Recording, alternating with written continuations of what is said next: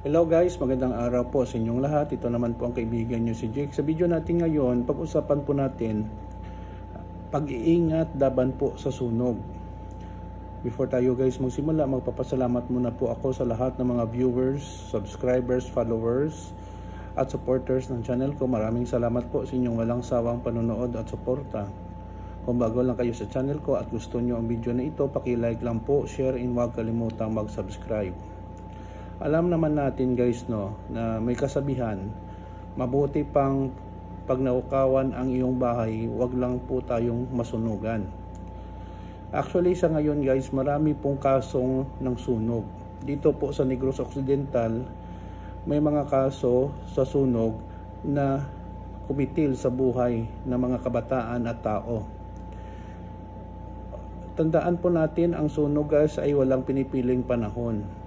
Nakapagtataka nga kasi dito minsan umuulan pero may mga nangyayari pang sunog, no? Una-una guys, dapat natin isipin na ang sunog ay isa sa pinakadelikadong aksidente, no, na mararanasan ng isang tao.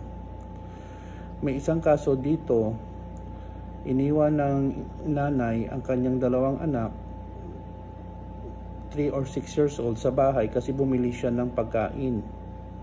Okay, pagbalik niya, natusta na ang kanilang bahay.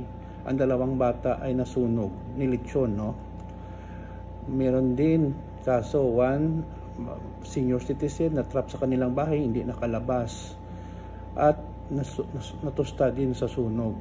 Now, dapat natin isipin na ilagay natin sa tamang paraan na wag natin iwan ang mga bata sa bahay, especially nag-iisa. Hindi lang po bata, PWD, mga senior citizen or mga tao na walang kakayahan makalabas sa kanilang bahay kung walang taong tutulong sa kanila.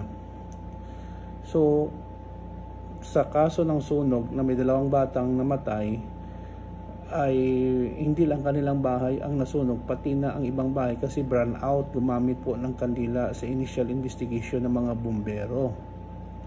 Now, what is the moral lesson of the story here? Kahit ang nanay pumunta sa bumili ng pagkain, dalhin mo ang anak mo, huwag mong iwan, no? Kasi hindi natin alam kung ano ang mangyayari. Okay, kung may mga matatanda naiwan sa bahay, umangi tayo ng tulong sa kapitbahay or kanino man na, bantayan mo muna ha kasi lalabas lang ako, may bibilhin lang ako, whether gamot or pagkain or ano pa man emergency. Hindi natin sila pwedeng pabayaan na okay lang dyan kasi wala naman na mangyayari. Accident guys is not just a happen, no? May mga factors guys bakit nangyayari ang mga aksidente. So, para ma-prevent ang aksidente, dobling ingat po tayo guys, no?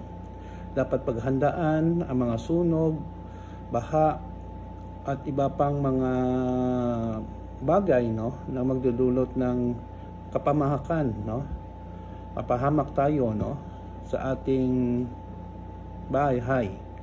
Hindi lang sunog, no? Marami pang factors, no? Pagnakawan, isa pa 'yon.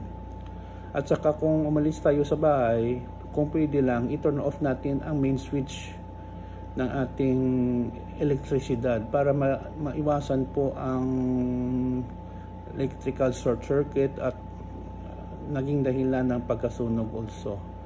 Yun lang po guys, maraming salamat. Sana po may nakuha pa kayong tips na dapat para maiwasan natin ang mga sunog.